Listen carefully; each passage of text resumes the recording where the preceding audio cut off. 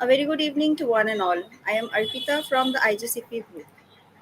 The topic that we are going to cover today is management of pneumonia in high risk groups as we are celebrating the World Pneumonia Day. So, a bit to introduce about the topic. World Pneumonia Day, observed annually on November 12th, is a global platform to raise awareness about pneumonia, its prevention, and managing at risk populations. Pneumonia remains a leading cause of morbidity and mortality worldwide, particularly in high risk groups. These groups include young children, pregnant women, older adults, individuals with compromised immune systems, and those with underlying chronic diseases. Addressing the specific need of these vulnerable populations is crucial for effective management and reducing pneumonia related deaths. Early detection, appropriate use of antibiotics and antivirals, vaccination, and supportive care are critical components of effective management. In honor of the World Pneumonia Day, this webinar will address the latest guidelines, preventive strategies, and clinical management approaches tailored for these vulnerable populations. It's an honor for me to welcome everyone to this session, and it's a privilege for me to introduce our speaker moderator for today's session, none other than Dr. Vijay Varat sir. We'll take 2 minutes to introduce him to everyone. Sir has done MBBS and MD from Mumbai GMC JJ hospitals, and sir is an allergist, clinical immunologist since 25 years. Is a faculty in ICAAI IAP Allergy Chapter, World Allergy Organization Expert Committee of Prevention of Severe Food Allergy, Atopic Dermatitis. That's 2019-2023, amongst 7 experts. He's faculty review author for European EAACI 2017 Guidelines, European Pediatric Respiratory Chapter, Environmental Committee, Infectious Disease Committee of American College of Allergy, Asthma, Immunology 2017 onwards. He has conducted 98 clinical trials, maximum on allergy asthma, including latest biologics and prebiotic therapies, ERCOT immunotherapy in allergy, is a national, international write-ups and paper publications, has more than 38 papers. An advisory board of various national and international journals, including allergy, clinical immunology. He has special interest in environmental factors, allergy prevention, programs in community through Universal Health Foundation, that is the founder president, conducted various community services as spirometry, lung function testing in schools, societies, traffic police. Pune Municipal Corporation, more than 50,000 people screened, including remote areas as Osmanabad district, to make awareness about reducing pollution as burning, not to feed pigeons. Received award by Pune Municipal Corporation for social work. He has delivered lectures in national, international conferences, webinars, more than 7,500 for family doctors, IMA pediatricians, chest physicians, ENTs, dermatologists, ophthalmologists, gastroenterologists, surgeons, Ayurveda, homeopathy organizations, colleges, dentists. Now, with this huge expertise, I would welcome Sir to our session for today and would request him to guide us through the session. Over to you, sir. Sir, kindly unmute. Thank you, Arpita, for the kind introduction, and thanks to MedTalks for giving the opportunity. And I'm very glad that I have got a privilege to be a moderator for very eminent speakers, uh, uh, which are very famous national and international levels. Dr. Abhankar sir, and can you please give me the show me the slides, please? Yeah, and Sidhu Mami. So, I mean, I think Abhankar sir does not require any introduction. Since last 27 years, I'm following him in Pune, and I've seen like he has been very well known speaker in national international conferences. He has done MBBS MD and European diploma in adult respiratory medicine. He's the first Maharashtrian doctor. I'm so proud, and from my own city Pune to pass this prestigious exam amongst the 300 Hermes diplomats around the world. Is a consultant pulmonologist and head of Department Pulmonary Medicine, Pune Hospital and Research Center. Past affiliations 1991 to 2000, bronchoscopist and chest physician in Lax and Budlani Hospital, Pune. 2000 to 2003, bronchoscopist, intensivist, and chest physician at MMF Joshi Hospital, Pune. And I have no, I mean, I know since many years I have seen many adult patients. So always they go to him for a second opinion. I mean, I have seen that. The next panelist today,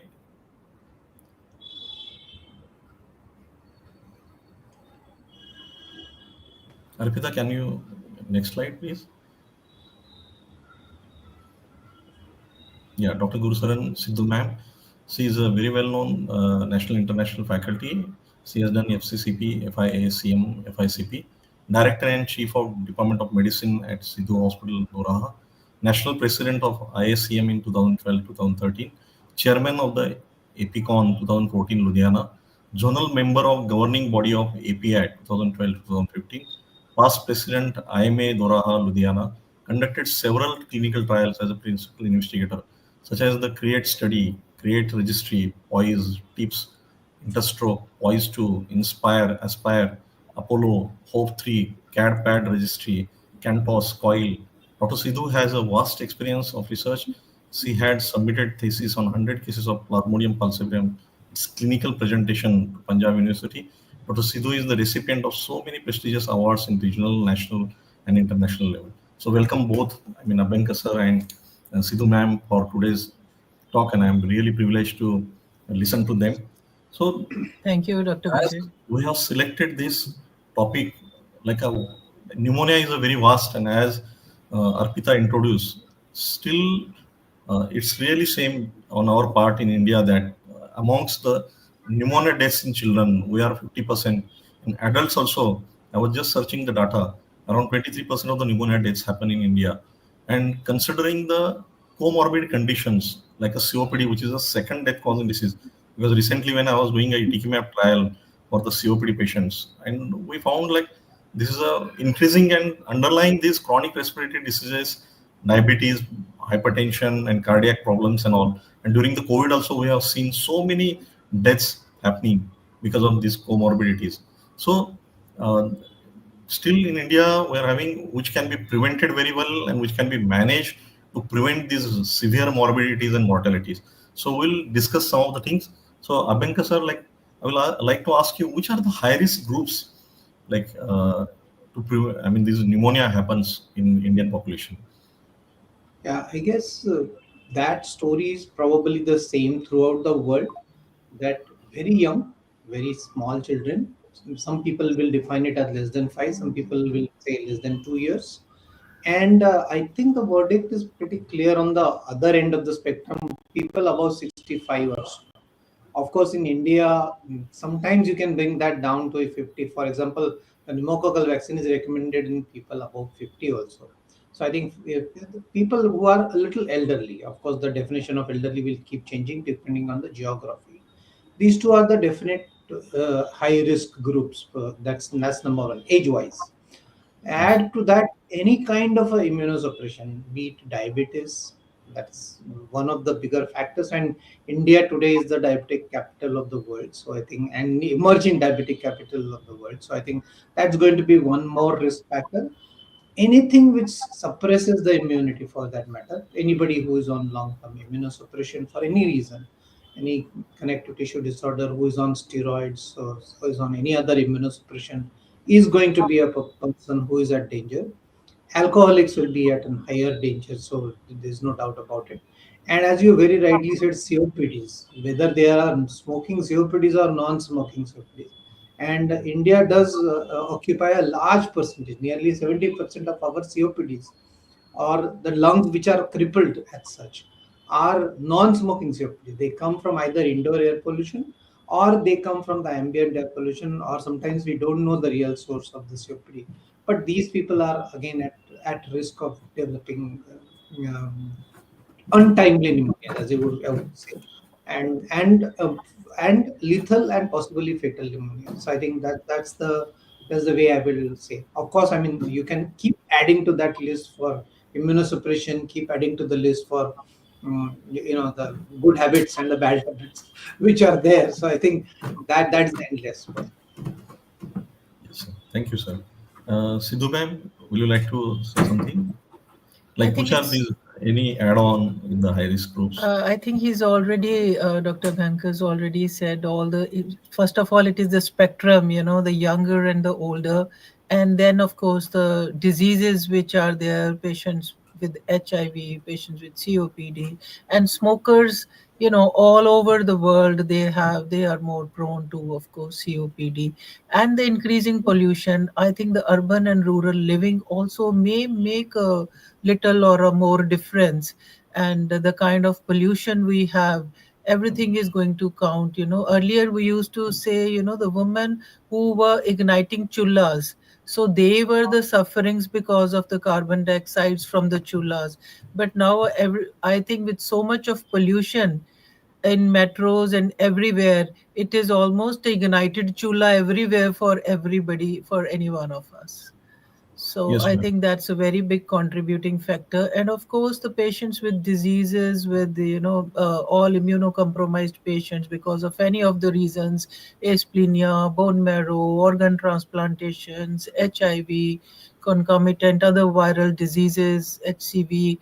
And we have so many patients who are chronic alcoholics, who are multi-substance abusers, and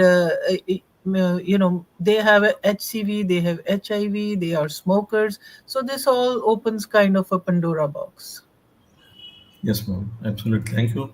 I mean, India is such a diverse city, and looking at the rural areas, I still remember during the lockdown when I had been to my rural place, where I found it was a very small place where a farmhouse was there.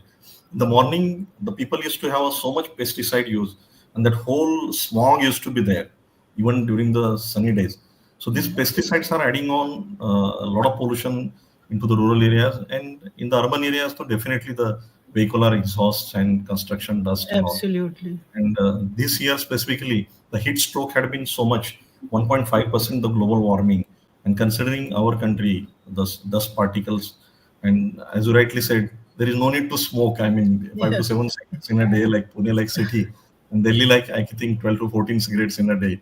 Yeah. So these are all adding the high risk groups. And specifically as a pediatric pulmonologist, we are also seeing a lot of these NICUs. Like previously, the uh, NICU, neonatals, so early preterms were never used to be. Now this preterm, their lungs are already compromised, and again they are having bronchopulmonary dysplasia because of the ventilation, meconium aspiration. And these children, when they are exposed to these indoor and outdoor pollutants, their developing lungs are getting compromised, and these adult complications are because of the childhood improper development of the lungs. So there are so many newer factors also, because now the parents are also so aware and they want to save these little tiny childrens, and they are having a improperly developed lungs, so they will be again prone for these infections. So there are many factors with that. So the next question, like, what are the key challenges in managing pneumonia in high risk populations, specifically like as we discussed, elderly, immunocompromised? Abhinka sir? yeah, I think the biggest challenge, first of all, is not having a diagnosis in good time. And in fact, I think we learned a little bit in H1N1 pandemic, and then we learned a little lot more in the next pandemic, which was COVID. Looking at a pulse oximeter, one of the simplest early clues is, as hypoxia evolving in a patient with, see, most many people get virals. This year was possibly the most a huge variety of virals that we have saw, ranging from Zika on one end to chikungunya on the other end and whatnot. I mean, the whole spectrum of viruses, H1N1, COVID, they are all there. So nothing has gone away. We are only adding new viruses. So people do get pneumonia. People do get upper respiratory viral infection, and differentiating between the upper and the lower respiratory. And that early pickup on the involvement of the lower respiratory tract system, because you obviously, I mean, you can't be screening everybody with a chest X-ray for a viral infection. Somebody who's even having 103 degrees fever for 3 days. On day 4 he may be in absolutely normal. So how do I define that? And I think one of the first challenge I will say is that early pickup is important. And therefore possibly the of course the answer hidden there is that which we learned during COVID, and I think it was a correct answer, is to look for oxygen saturation. So if I look for oxygen saturation, and if the oxygen saturation if it is known to me and it has reduced by 4%, I already know there is something problematic. For somebody who was always at 96, 97, 98%, and even if it's as low as 92%, I would say look for something, whether something is going wrong. And this may be requiring either a chest X-ray or a CT, or depending on, or at least WBC counts, if not anything else. And I think so that would be one of the challenges. That is one is there, is that these people will start insidiously, and within a few days, and sometimes within a matter of few hours, would be actually landing into the hospital, then the ward, from the ICU, and then onto the ventilator. So I think that is the real challenge, that picking them up in a good time is important. Of course, I think we will discuss the diagnostics eventually, but the biggest challenge is that these people will start insidiously and worsen rapidly. And therefore keeping that, okay, certain groups are at high risk, and monitoring them closely. And the simplest monitoring tool I can still recommend, apart from of course a thermometer, which many people don't have today, but a pulse oximeter almost everybody has after COVID. So I think people may not have a thermometer at home, but I think they will surely have a pulse oximeter at home. Yes, ma'am. Thank you, sir. Sindhu ma'am, would you like to say Uh, something? I think actually with comorbid conditions, we really need to be much more careful, as Dr. Abhyankar said, because we will not be left with too much of time. A close observation is very, very important in patients. Supposing the patient is diabetic, he comes to you even with the second day of fever, and he is already, the diabetes is uncontrolled. I think this is the time we should not be wasting.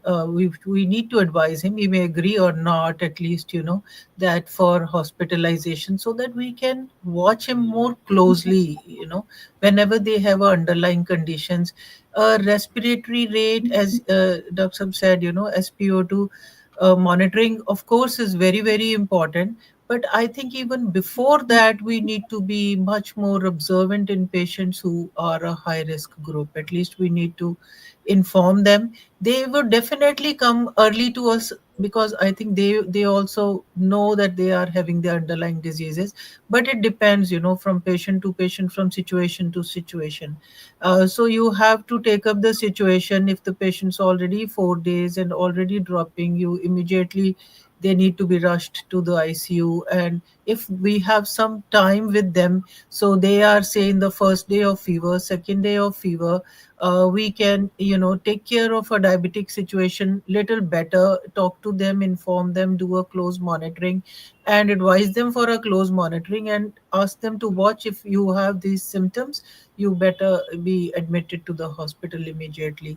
And then, of course, we have to be cognizant with the, we can, we have to see whether, what is the organism which probably is causing, because as he said, if it is viral, it may subside, but with a comorbid condition, patient may worsen so quickly. So I think it is going to be very situation specific, and the patient's underlying disease, and the patient's, how well preserved the patient is, the age of the patient, and that high risk group and everything.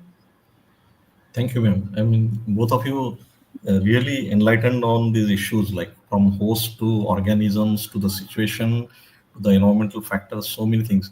I still remember, like during the swine flu period, we lost one 15 months old child. Just in the morning, he had been to my hospital with a mild fever. But I just suspected, I mean, some gut feeling we always have. And I admitted just to be on observation. Until evening 5 p.m., his tachypnea was increasing. We had an X-ray, some patch in the. Immediately, I shifted the patient in my own vehicle to the tertiary hospital. Still, midnight 2 p.m., 2 a.m., we lost him. So some of the situations and the infections. And the same way during the COVID, just the second lockdown, 22 years old, young engineering student, and with the comorbidities, significant obesity and underlying asthma was there. And within 2 days, we lost him. like they took around 12 hours to get admitted after my suggestion. So looking at all these things, sometimes it is so detrimental, as sir also said, it spreads so fast, and the parents and uh, the relatives should understand the situation. Sometimes they feel like my father, my grandfather, they say they has asthma, nothing to be worried, they will just continue with the nebulizations. So that Yeah. awareness among the community should be there. Each and every case is different, and they should work on that.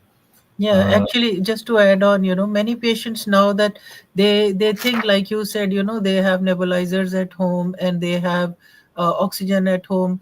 I think these patients are the ones who will be really at a loss because they are overconfident at home, which they should not be. And these are the patients, even during COVID, where we thought they said, okay, no, no, we have everything at home. Or what is the difference in the hospital and this and that? But these are the patients who we may lose ultimately, and these are at a much greater risk, who think the things can be done with the domiciliary management. So yes. they are really, because they are slightly overconfident as well, so they really need to be talked about it. They would often say, I have this at home, I have this at home. So Yeah, I, sometimes, I and we call it in Sanskrit ati parishayat avadnya. So people who have experienced number of viral infections and got away with it, they think this is one more and I'll get away with murder in this also, and right. that may be the last time that That maybe that that's detrimental actually. So at least, in today's scenario, we really need to warn them, and I would also recommend that we document it on their slips, because otherwise they will say, no, we came, you never told us this and that. They always do that. But it is very important to document, because the other person may be on the duty when they come, and they will always say, no, we were just told to do this, and that's why we are here in this condition. So yeah at least I you can think show them, okay, this was so. documented on your slip and you were the ones who refused. So very well said, Dr. Gusharan. I think that a little extra tachycardia, a little hypoxia, which is not true hypoxia, but a little less than what this unusual is. Yeah, I mean, something which is making them, somebody walking and getting breathless just out of the, into your room or just out of the room. I think those subtle things should be recorded, documented, and advised for an early admission. I think that might save a lot of lives. absolutely. Because those subtle signs, or the patients refuse, you ask them because they're so used to, or the COPD patient is so used to that kind of a dyspnea. You tell them, oh, Yeah. you're so dyspneic, you're tachypneic. Oh, no, no, no, this is okay, this is okay for me. No, no, where am I tachypneic? They would refuse to acknowledge their own symptoms. You just, even to the attendant, because the patient is saying, the attendant also down the all the symptoms, so that, no, no, just to, I don't know, they are afraid of the disease, or they are afraid of the hospitalization. They would always downsize all their symptoms. You need to, often tell them, look here, you got to tell me, I'm neither a magician nor a policeman who would going to extract out information out of you, but you really got to acknowledge at least whatever I am looking at you. I'm telling you, this is the heart rate, this is the respiratory rate. So you at least acknowledge that this is the thing now, and you may Okay. not have noticed it before, but you should now notice it. Yeah. I Yes. think I'm sorry, I'm maybe diverting this whole idea, but when I used to work in Sion Hospital just a good 35 years ago, the simple dictum was that somebody comes with a chest pain anytime during the night would be observed for 24 hours, Yes, irrespective of whatever we thought. He may be having an extra peg of alcohol or whatever it is, whatever would be the reason. It could be muscular in our opinion, but 24 hours he would be just kept for observation. That was the simple dictum, and I am sure it was a good dictum which saved a lot of life, because somebody bothered to report to the hospital at that kind of an hour is not going to be somebody who is unlikely to have a completely unlikely to have a disease, maybe a 10% chance, maybe 5% chance, but I think it is worth taking that much of additional burden onto the system and hold on that patient for a little extra longer and observe him with what is happening to him. It will be a good idea, definitely. Same will absolutely. hold. Observation is the key to everything. Observation, a close observation, is a key to everything. They may agree or not, but then it is our duty to inform them, to talk to them, make them understand. I only 50% may agree with us, but at least then document it, because observation is the key to everything. Like you said, I fully endorse it, and this is one I strongly believe in. Absolutely. Yeah, absolutely. When clinical observation, and as sir also said, the dictum should be that whenever somebody comes in after 9 p.m. I still remember when I was doing Cooper, my residency, and there our unit also had that policy, like after 9 p.m. any child comes with any symptoms, you at least keep him till morning and then only leave, because the doctor's treating also maybe in the drowsy state sometimes because of the Yeah. overwork throughout the day. So that way, it's really out of 100, one child or any life is saved. That's always better. That's true. Sir, like how do you approach the pneumonia diagnosis and treatment in patients with underlying medical conditions like COPD, diabetes, asthma? Yes, sir. Absolutely. I think, the first, of course, is a radiological diagnosis. So, radiologically identified new infiltrate is more or less essential for a pneumonia. Of course, some people will have a pneumonia without a new infiltrate also, because there is a background bronchiectasis and you may not be able to identify a new patch as such. But then the clinical story tells you. So, one way or the other, the first beginning screening tool is, of course, radiology. WBC counts sometimes help, sometimes confuse you, because viral pneumonias, they tend to dip a little or stay just normal. So I think in viral pneumonias they can be confusing. So total WBC counts may not be all that perfect. If you have a sputum, it's a most invaluable, particularly a purulent or a sputum where the character and the quantity has changed. It obviously goes for a culture. Uh, I wouldn't dare say this as a standard of care for everybody, but whenever it is relevant, particularly high risk patients, we tend to, if I have a good quality sputum, and if the patient is affording it, I would go for a molecular array like test like BioFire, which makes sense to go for an early identification. In fact, number of times, I'll just quote an example from what happened in our hospital. A renal transplant patient, creatinine at around 4, not really requiring dialysis, but post transplant situation scenario, gets a big patch, 3 days of meropenem given. And we were talking of a fairly high antibiotic, and still not responding. And then we had to go in because there was no sputum available. So we go in for a bronchoscopic sampling, and the bronchoscopic sampling went for a biofire. The biofire identified within 3 hours Pseudomonas, which was drug resistant, showed all the resistant patterns. It was culture confirmed, and a combination of Zamicept saved him. And 15, in fact, today only we discharged. I saw him as a last round today. When he was about to be discharged, he was on high flow nasal cannula for 15 days, and now he's gone home without oxygen. So I think uh, early diagnosis makes a big difference. I wouldn't, please, I think those who are listening, please don't take biofire as a standard of care kind of investigation, but at least a good quality sputum sample, if particularly bacterial pneumonia is suspected, and an appropriate testing for, say, tropical infection panel whenever it is relevant, and at least screening for H1N1 and COVID RT-PCR. So these are necessary to look at in the high risk population. Apart from the chest X-ray and hemogram, these are the standard of cares. Thank you, sir. Sidhu ma'am. Uh, Since you said approach, so approach is initially going to be like we normally approach our CAP and HAP patients, and then look at the underlying disease. And we have to be very careful for the treatment of the underlying disease, because it's like a building block on the underlying whatever surfaces we are given. So first of all, as he said, the settings, the setting in which this patient is there, that is very, very important, because underlying disease is there.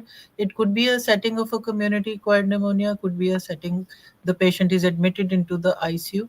So depending upon that, and if the patient is generating sputum, even in a 2 3 day fever, I think, as he said, never shy away from the cultures, You may need to do a sputum culture, you may need to do a blood culture, any cultures before starting the antibiotic. They are very, very important, because that's the only time you have window period of catching the bug. Because once Absolutely. you've started the antibiotic, then probably that window period is lost, and then we just going to do the empiric therapy in any kind of a situation. So that is very, very important. And of course, x-ray is radiology is the key to the, first of all, is the clinical setting, your clinical acumen to judge the patient. And then, the history is the top important, like what was the underlying disease before, how much the patient was suffering or chronically, and now what is the acute episode which is happening for to him, and for how long when the patient is reported to you. So it will be depending on that. And supposing sometimes the x-ray could be normal, but still you feel the patient is more sick, then the clinical presentation looks more sick, but x-ray is still looking normal, and a ct scan could give you the answer, the infiltrates which you probably this x-ray has not picked up at that time, and depending upon the bug as well. And if you are in a setting in the hospital, and of course, you, like Taksab said, sputum very, very important.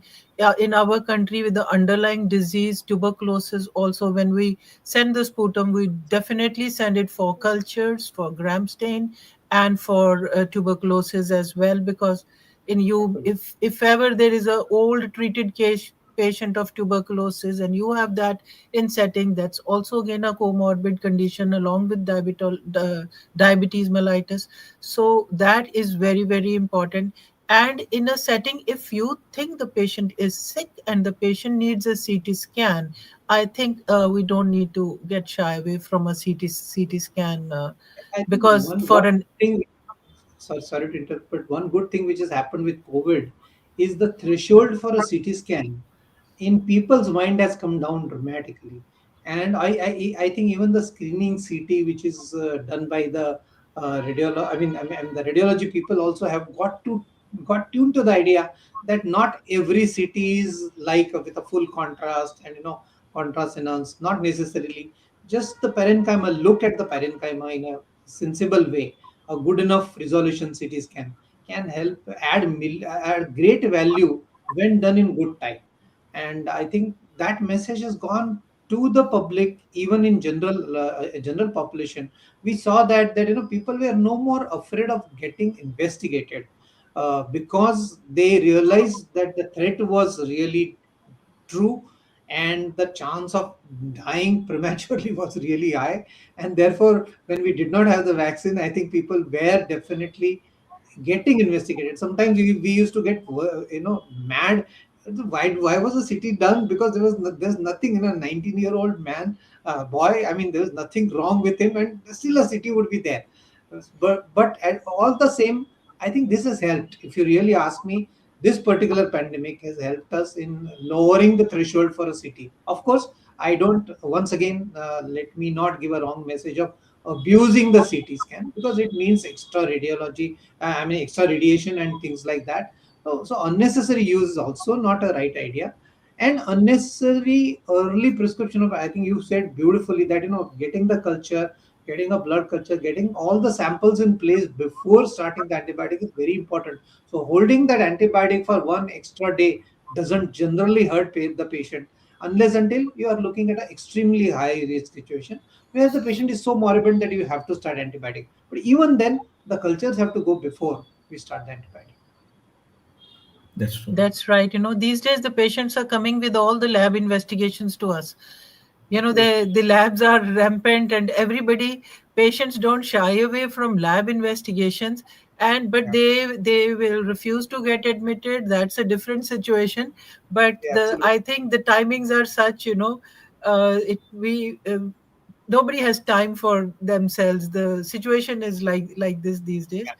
And But they would. like I said, if as a clinician you feel the patient is sick, the x-ray is normal, And you probably need to look at other factors as well. It could be having pulmonary embolism, pulmonary edema. They could be having congestive cardiac failure, and you other investigations also are important. If there is a pain chest, a ECG, or maybe an So echo and CT scan would be able to differentiate and pick up on this.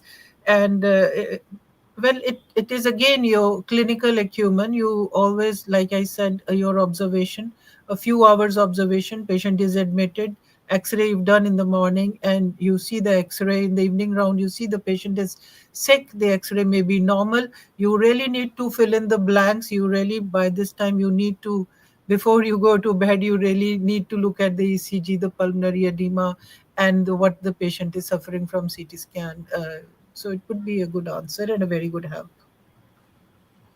Yeah, well said, both of you. I mean, I still remember like 3 years back, there was a 6.5 years old girl from Australia, and she had a viral like illness with a pneumonia, tachypnea with retractions and all. And when we did a marker, she had a flu positivity. So we started on a anti-flu also, and she was really moderate to severe asthmatic.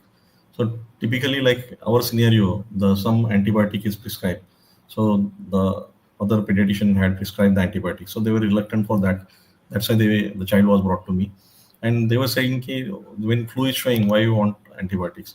So we just gave a anti-flu and with the supportive medications. The child came out very well. So considering Indian scenario, so much abuse of antibiotics is so much resistance yeah, development and all. So as you rightly said, both of you, the right situation and depending on the availability and what type of investigations, they really help to use appropriate medications, and the abuse and overuse also should not be there. That's true. I think Um, if you have to put it in a nutshell, amoxiclav and azithromycin are the national antibiotics of India, most more or less. For yes, almost everything, one way or the other, one of these two is getting written. yeah, Sometimes and rightly, most of the times wrongly. yes, sir. So they've helped a lot as well. Yeah, they Yes, have helped And us. considering amoxiclav has been available, still touchwood, we don't have much resistance to it. That's Still, much. 70% it's like thanking God. Okay, you gave us something. We got something to give. They are really wonderful. and this year specifically recently, I see like 1 day fever with some cough cold, and many of the doctors they are prescribing anti-flu, even the oseltamivir. Like, yeah. what do you say, sir? Like, when how is it really? Because the flu is there. Definitely, we know in Pune also we are seeing a lot Very, of cases. Yes. very frankly, I am a complete non-believer of antivirals. I don't trust oseltamivir. I also never trusted remdesivir for their antiviral action because I'll tell you the reason is very simple. That by the time the patient comes to you, that period where the viral multiplication is at the maximum is gone. And at day 5, most of the times, the pneumonia that you are getting is a post viral pneumonia, and that post-viral pneumonia, there is a hardly any role for an antiviral. The antiviral real role is on day 1. So if somebody is writing it on day 1, I'll still appreciate that person. That's okay. I am not against that. Say Fluvir if you're giving, because currently the season is showing enough number of H1N1s, but for that you have to have a local data, and the local data has to come from H1N1 testing as well as an RT-PCR testing. So what at least we have to know what is the I mean, we used to call it antibiogram in the antibiotic sensitivity sense. Now we have to say virogram. So do you have that virogram? I doubt whether we are really generating our virogram and then prescribing oseltamivir. We are just prescribing because we have nothing else to do. So I think that I would hesitate from. But if I have the habit of doing it early, and I'm documenting sufficiently large number of patients who are getting H1N1, giving oseltamivir may have definitely added value, because giving it early makes more sense. Giving it after 5 days, almost. I mean, in the hospitals, I have hardly seen anybody showing dramatic improvement after adding any of these two antivirals. And I think all of us remember also remdesivir was almost into black market kind of a thing, and 10,000 rupees of vial, and I have hardly seen anybody improving because of that. Rather, a timely use of steroids or baricitinib or the MABs which we had to give, uh, one of them actually had a better chance of saving lives. Yeah, absolutely. I mean, I remember one of my friend also. He was admitted and was getting a remdesivir. Third day, he could not have till 6 p.m. and he was so impatient. When the remdesivir was started, he felt very better. So I mean, the placebo effect also may be there because of the media and so many things, hypocrisy. Absolutely. Ma'am, So like, because what are the most effective naturally, because strategies? I think Yes. anything which is, the moment you say this is a virus and this is the antiviral, the public perception is going to be that the antiviral is like magic. But if you really look at, for that matter, say fluid data, or for the, I mean, whatever, oseltamivir data, what it shows is that it reduces the viral illness by one third of a day in pediatric population and by two-third of a day in adult population. That's all that it does. So it doesn't do anything more than that.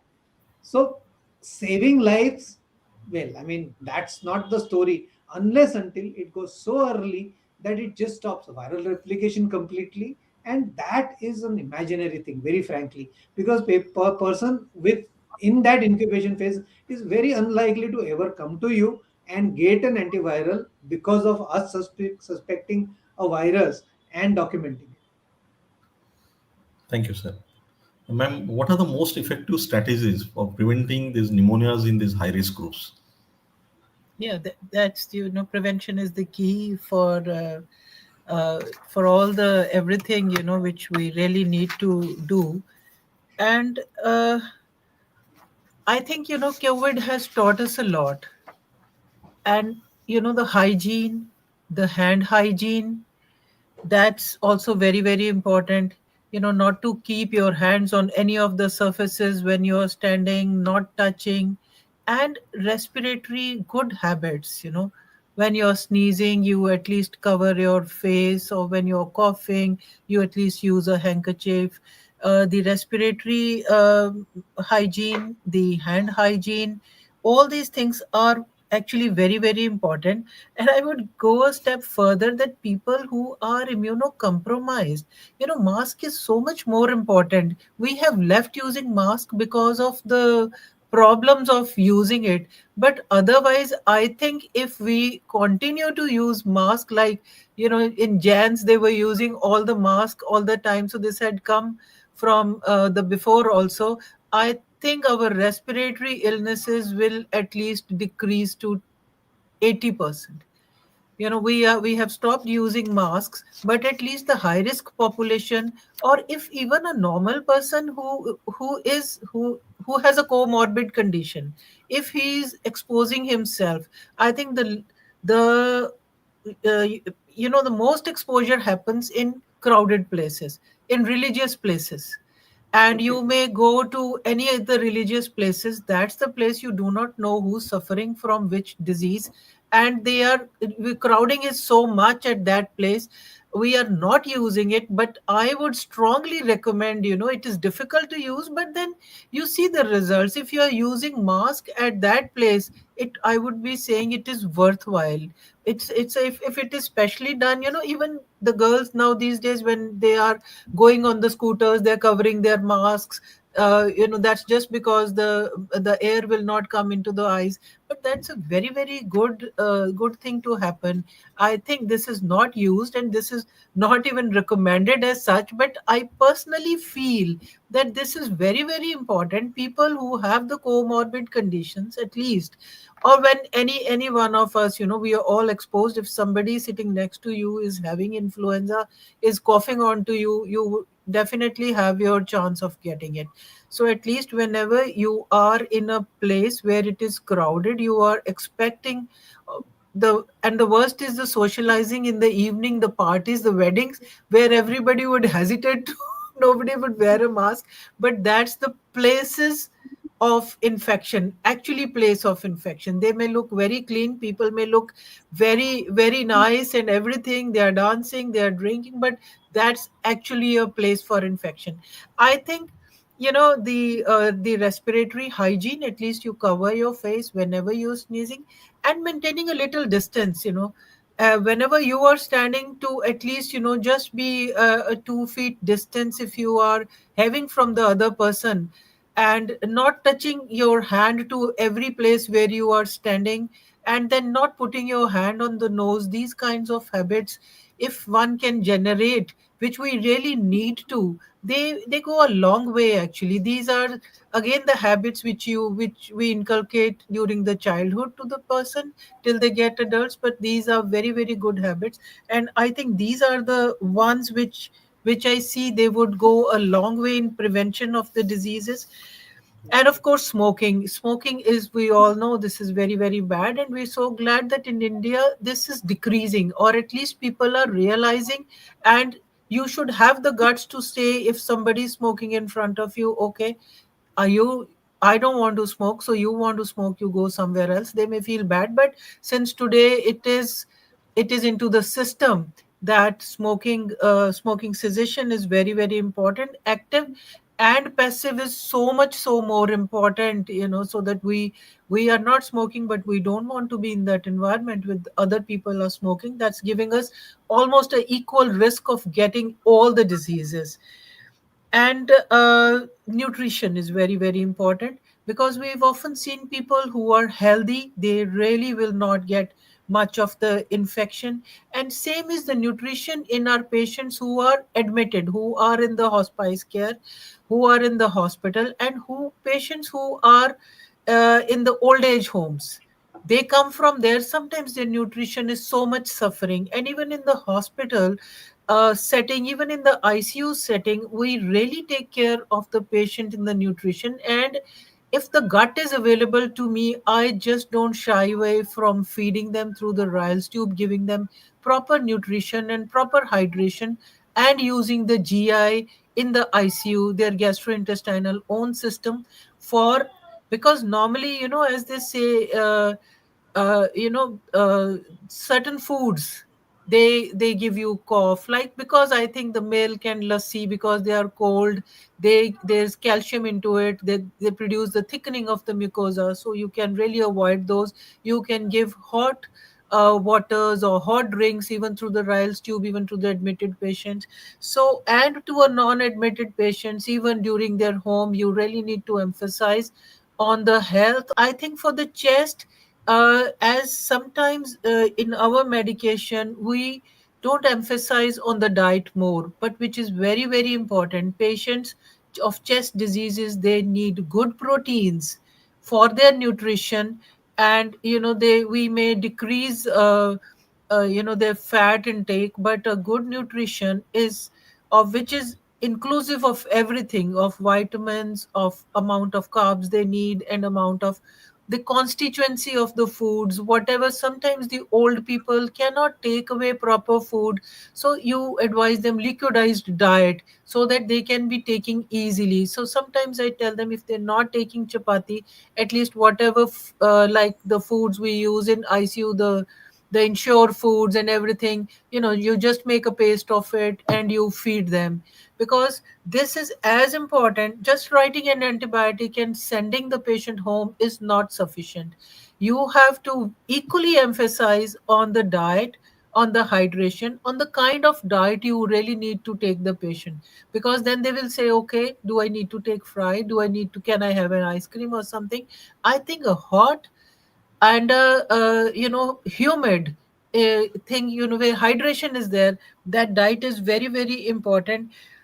And then the physical activity, the lung health, whatever the patient can breathe, even incentive spirometry, or again I said, the situation specific, the disease specific, that is very very important. If the patient, patients, sometimes they're very aware patients, you can tell them to, okay, if you can't do much of a physical activity now, but keep on doing your pranayams. If they are doing that, you continue doing that, or incentive spirometry. And then steam inhalations, that's very very important. And if the patient is already using the bronchodilators, they have nebulizations, to check the filters of the nebulizations. That's very very important. They continue to take nebulizations, but at the same time they need to check the filters. And in season when it starts, we need to check the at home. If the patient is at home, you can just recommend, you can check the filters of your coolers, you can check the filters of your air conditioning. So these are few of the things which COVID has taught us. And now that this is the hygiene, and these are the things which we can make the patients aware of while treating them. I Thank you, think ma'am. And so yes, sir. beautifully said. I'll just add one. The Yes, sir. charity begins at home. So 5 years hence COVID, we are still using this as a standard of care. Masks are kept in my clinic free of charge. I wear a mask continuously. It's an ordinary mask. It's not an N95 mask anymore. But the message goes out that look, we are in an infective or a potentially infective environment, and somebody may give me the infection. And this we have actively discuss also. We also, of course, I mean, we'll come to the vaccination eventually, one way or the other. But we, while discussing that, why should we be taking a flu vaccine? Because flu is there all the time. So flu vaccine, pneumococcal vaccines, all those we'll discuss that. But I think that message starts with the idea that the idea of isolating yourself from others when you have a respiratory condition, whether you are coughing excessively, whether there's a phlegm, we are sneezing excessively. I think that is a very important message which we can send as doctors to everybody.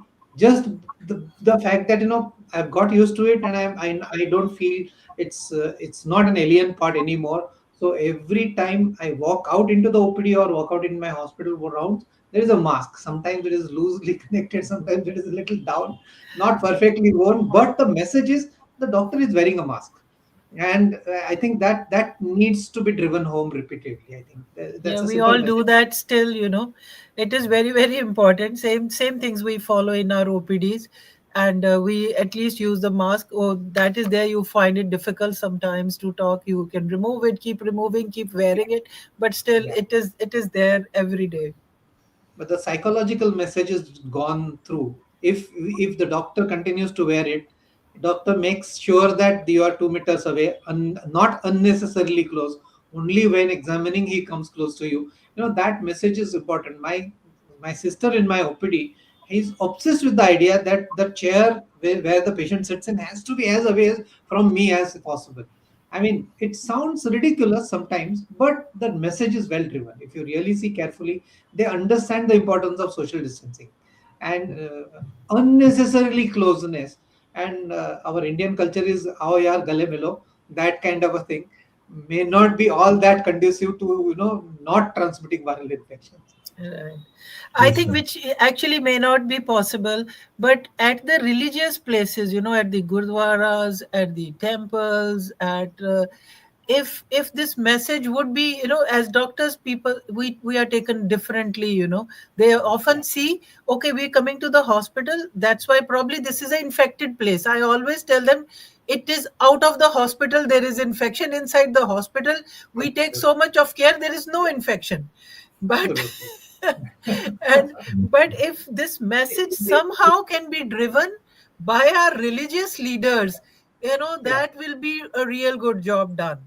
If yeah, people would absolutely. start using, the at least mask whenever you are visiting a religious place or in the crowded environment, we that this message will go absolutely at the right point, at the right place, at that time. Yeah, We in are fact, doing today our bit, we are doing, to the society, we are really doing whatever we can do to the best. in fact, this is just an anecdotal story, but a very, very telling story. So somebody with a badly controlled asthma, young boy, with a lung function which was 30%, and now, with optimized bronchodilators and inhaled corticosteroids brought to around 65, 70%. Today came to me saying he wants to go to Norway and say it's going to be minus 10 or minus 15 or something like that. I said, I'm not worried about the temperature. The fact that you are traveling in an airplane is what worries Yes. me. Can you buy a first class ticket? I said, no, sir, it is too expensive. So then the idea is, how will you socially distance yourself from somebody who has got a viral? And how will you know? How will you screen? So at least wear an N95 throughout your travel.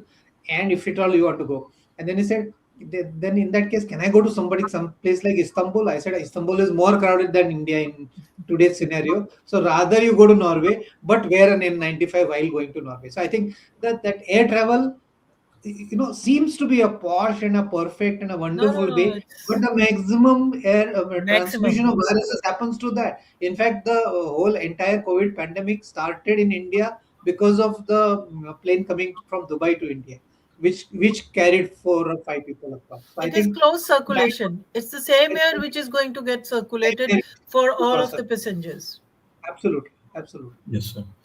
And specifically teachers also, as you said, you give all the picture about that. But as a pediatric pulmonologist, we have seen like teachers also still now most of the parents they want to send with the children with mask, but the teachers are opposing that. It's very shocking. I mean, Yeah. because they are very close into the schools, nurseries, everywhere. So there also the awareness should be increased. Really, we have a short of time, so I would like to ask you, ma'am, like how the vaccines, like children's, though most of the children and pediatricians they are prescribing and the parents are taking, but what about the adolescents and adults, like Sir, the adults and adolescents also now the vaccination, like in our OPD now, post COVID, the things have come, people have started understanding and listening to us. I tell them, the vaccination card, as it is made for children, it is going to be for the adults also. I have the adult vaccination card in my OPD in place. And it is very difficult because patients themselves are not aware of it. It is not my single talking which is going to make them aware. Probably one, they go to you, you also give the same thing, third person also gives the same thing, and then they realize, okay, this is important. So we have started driving home the message, two of the consultants, and we are two working together in the OPD. So at least for a patient or patient who's getting discharged, we advise them regarding all the vaccinations, right from what we have our adult vaccination card. So in the adult vaccination chart, we have all the vaccinations in place. We write from the influenza, the entero shield, and then for the pneumococcal vaccination, and COVID, of course, everybody's had, to the Shingrix vaccination. We like to talk to them, we like to make them aware. I think this is going to take time, but for all our patients who are on dialysis or who are diabetics, we inform them post 65. We tell them, okay, this is one single dose, so why worry? You can take it, you don't have to take it repeatedly. Take one vaccination, and it is not very expensive as well. So compared to Shingrix, now we compare everything with Shingrix. So we are able to tell them, okay, this is not very expensive. Everything is relative to the other. So we since it is very very important, post 65 one vaccine, and post 50 again we tell them, take one dose now, and once you are 65, we post 65 we'll give you another dose of the pneumococcal vaccine. And patients who have concomitant diseases like COPDs, who are your regular people who are coming to you, they will take your words very easily, and they are the ones who's really going to benefit. The diabetics, the COPD patients, the asthmatics, and the patients who have comorbid conditions, patients who are coming for dialysis regularly to you. So those are the ones you keep telling them, and handing them the card, also the adult vaccination card. At least they will go home and they will see, okay, this is a vaccine, I have been given one, I probably need to be given the other one. So this is in the system, is already in place. And I often tell them, okay, your life is also important. As a child, you have been giving the vaccination to the child, and now as an adult, everything is, it is the same way. The adult needs to be vaccinated as much as the child needs to be vaccinated. thank you, ma'am. You rightly said there is one question like any anti-allergic antihistamines and cough syrup composition safe in pregnancy as well, somebody has asked. Very, very frankly, if you ask me, I don't write cough syrup combinations ever at all. That's been my motto. If I have to write a cough suppressant, I'll write it dextromethorphan plain, if that is a must. If I have to write an anti-allergic, it's not that it is greatly safe, but people do use even in pregnancy. If the question is related to pregnancy, so you can use an antihistaminic in pregnancy for a short duration. the nasal antihistaminic sprays are much better choice in that kind of a situation if the person has a ongoing allergic rhinitis. So I think that probably answer that question. But and the nasal antihistaminics are also available in nasal spray, so it becomes possibly a more safer choice than anything else. It has got quick action also, and it has got a long term preventive action because there is a nasal corticosteroid which is safe in pregnancy. So nasal, I am not worried about. Inhaled medications, I'm not worried about. I would rather not put somebody through a lot of oral antihistaminics, particularly in cough syrup combinations, which are having unknown entities. For sometimes I don't even understand what is there in this entire syrup combination. It's like a cocktail where you don't know what that person is making for you in a bar. So I think that's not a good idea, and I don't recommend that. I As think regards the simple vaccine, cetrizine is quite safe. cetirizine is safe. Yes, absolutely. Yeah, it's So can absolutely be safe. given in pregnancy. And I think about the vaccinations, it's our standard of care that for all our patients, asthmatic, otherwise young, old, whatever it is, flu vaccination is given as a standard of care recommendation annually for everybody. Currently, it is quadrivalent, so it covers H1N1, covers influenza A and B, both the strains. So two strains of A, two strains of B are covered. And for pneumococcal vaccine, at this point in time, the difficulty that we have is we have to give a PPSV 23 valent vaccine, polysaccharide vaccine, and a conjugate vaccine which is 13 valent, one after the other, 1 year apart. Eventually, when we get a PPSV 20, PCV 20, which is a conjugate 20 vaccine, then one single vaccine will be enough. So one dose will be enough. So right now we are doing this as two doses given concurrently. One given in the beginning, preferably 23 valent is given first and 13 valent is given later, but it depends on the situation and scenario, how immunocompromised the patient is. Thank you, sir. So, for the lack of time, um, sir, will you please like to give some key messages like these high-risk patients, how the approach should be there by the clinical physicians? I think the simplest message is a identifying what is the high risk group is the most important for the doctors. B, understanding that these people will need extra attention, early recognition, sometimes a very precise diagnosis done very aggressively early on, and an appropriate antibiotic or antiviral or whatever that is, whatever is available to us, given with the best possible energy and enthusiasm and the best possible supportive care. Sometimes it is only high flow nasal cannula, sometimes it is non-invasive ventilation, sometimes it's even invasive ventilation, and sometimes even ECMO. Occasionally, we have seen patients surviving out of ECMO also. So it's not that people do not make it. If timely intervention is done, I think that is the second part of it. And prevention. I think we have talked enough about prevention in the last half an hour. So that cannot be underestimated. Prevention is possibly the best way to cure, because if I don't get the pneumonia in the first place, why would I have to treat it? So I think that's my take home, madam, to you. Thanks, sir. I think it's Ma'am, already so, well said. It is again the same things, the situation and close observation and prevention first. And when it happens, how day by day you go by it. Because, it is not that you can get the appointment after 15 days, you see the patient today. A closely seen patient, if the patient is in the OPD, we can always call them more closely and ask them, give them the symptoms. If this is there, then you must report back, because that they like, they would like to be. If you immediately tell them, if depends, too much of hospitalization also needs to be avoided. Somebody who can be treated at home has to be treated at home. And again, the nutrition, every single step, I think, is very, very important to treat the patient as such. yeah, Very thank well you, said. ma'am, Abhinka sir, for really giving the guidelines and the practical approach in the high risk groups, how to prevent the pneumonia, how to treat it, how to diagnose it. It's very important because, as I said in the beginning only, we can prevent these deaths and we can improve the morbidity, because once the patient has a pneumonia, like a wound, how it is healed, still the scar will be there. The same way, suppose the patient gets relief from the pneumonia, but there will be always some scar. There are again chances of secondary infections and throughout the life. So better way to avoid it And as integrated and holistic approach is required from early identification to prevention to having the social etiquettes and leading even the vaccines also.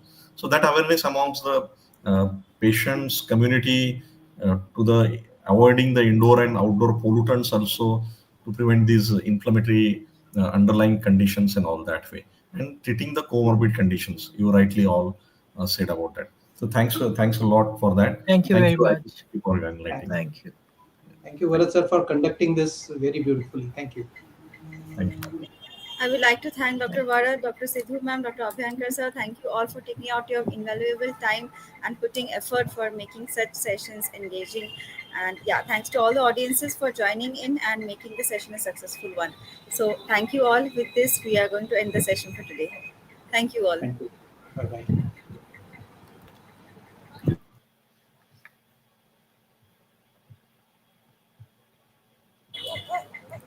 Thank you, ma'am. I will be closing the room now. Thank you.